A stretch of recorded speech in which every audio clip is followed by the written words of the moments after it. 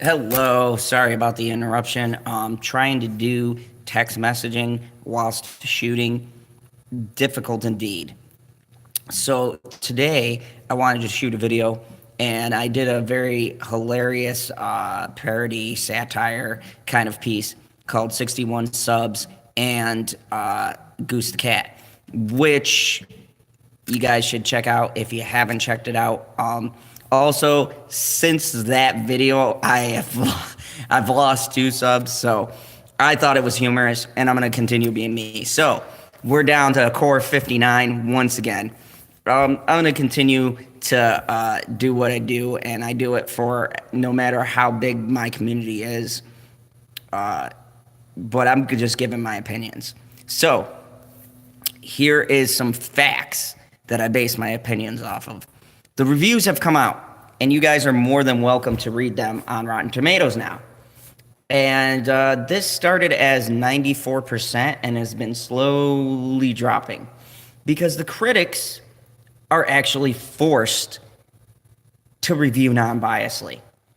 And when they're forced to review non-biasedly, they have to realize that the movie they're reviewing is apparently not a very good film. Now, once again, I go by the old saying that you have to see it with your eyes, right? Make your own judgment at times. But at the same time, you also have to ask yourself, for 2.5 hours, is it worth it? Okay? Is this something I need to see right away?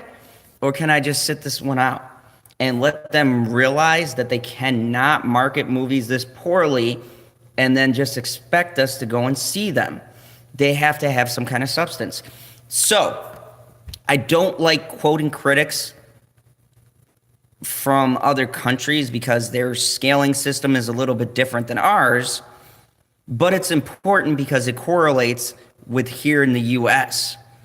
And to be fair, the foreign market is going to account for a good majority of the box office. So their voices need to be heard, and what they're saying needs to be understood, because this is going to play a big factor here at home.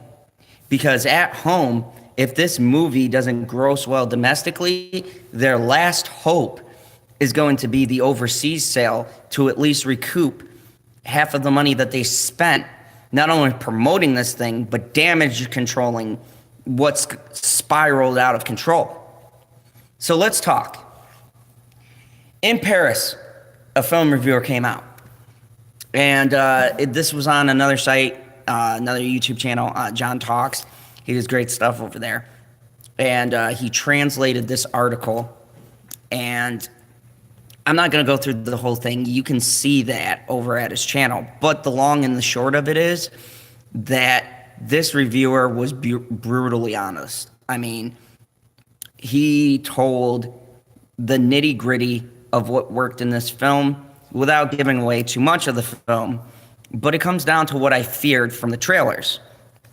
There is, and I'm quoting this from the article, there is a disconnect between the character and the actor.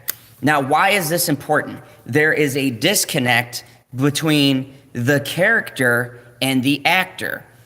When you are portraying a character, it is important as an actor that you become that character. If you don't, then your performance is not going to be at its peak level. Now, no one is taking away the fact that Brie Larson can act. That has not ever been disputed. She won an Oscar with how much weight that holds, but I've seen the movie Room, and it is a phenomenal movie. She acts very well. But here's the problem. Brie Larson is a very dramatic actor. And the problem with drama is that Marvel characters have been marketed in a certain way where they're kind of lighthearted too. And from what I'm hearing is that that doesn't show through in her performance.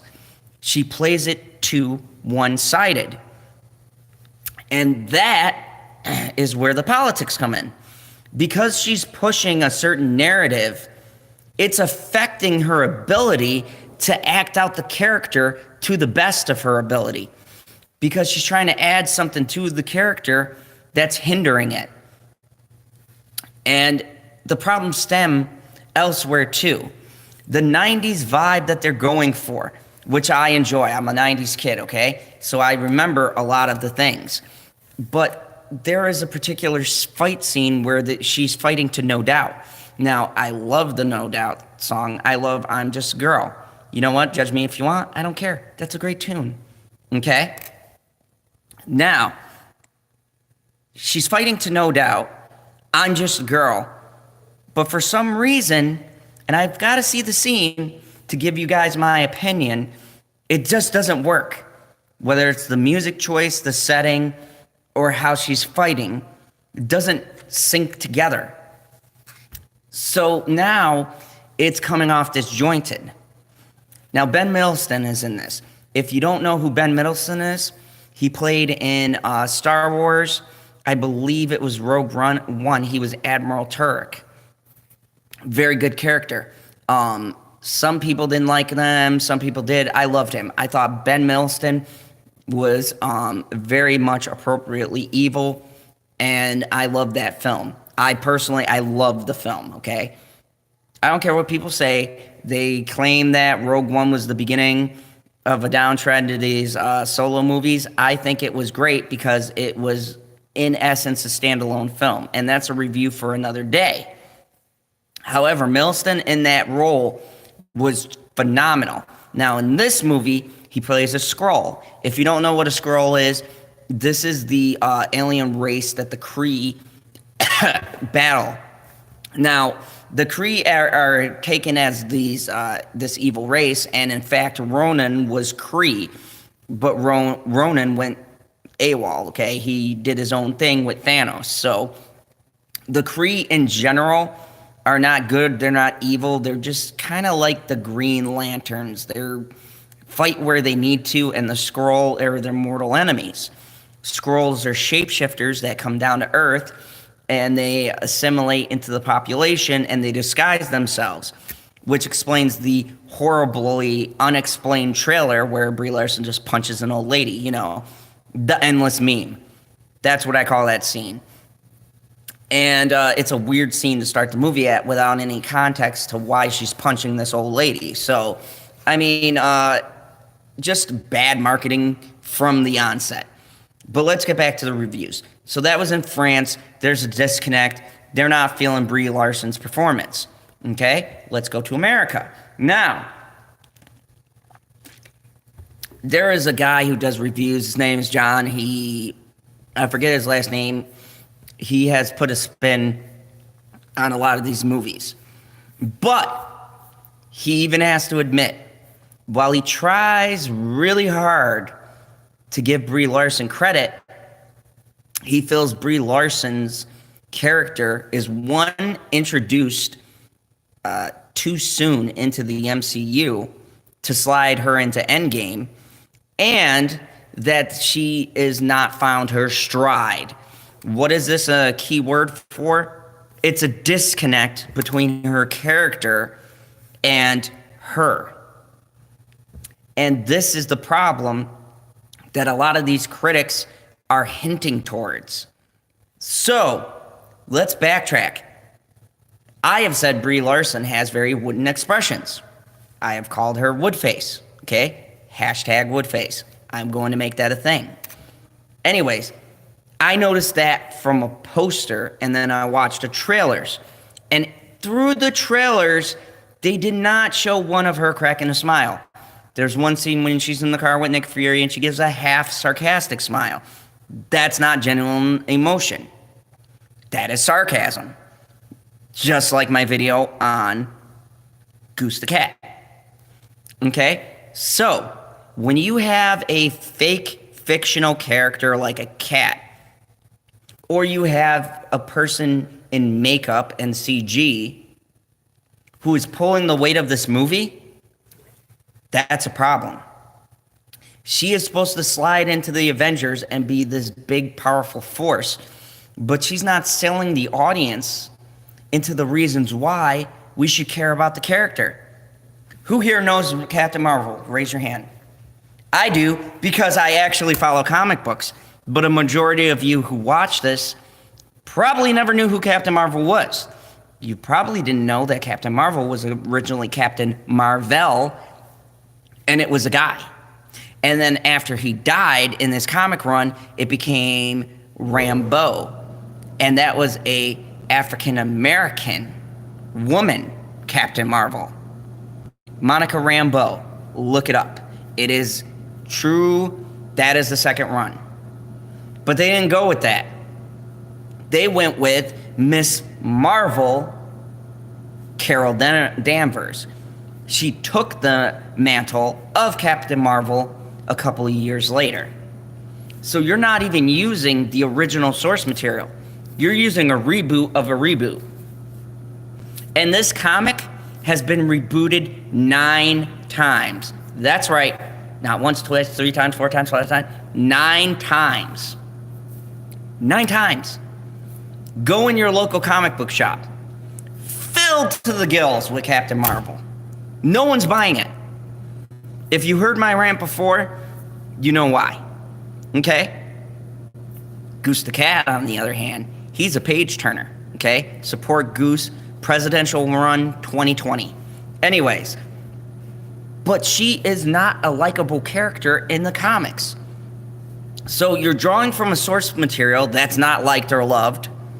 You're going with an actor who has no love. So this character is going to suffer. Because even if you have a terrible character, if you have a good actor, they can make it work. But you don't. You have someone who does not want to put their own spin. They want to put their political views into a character. And that's where it fails.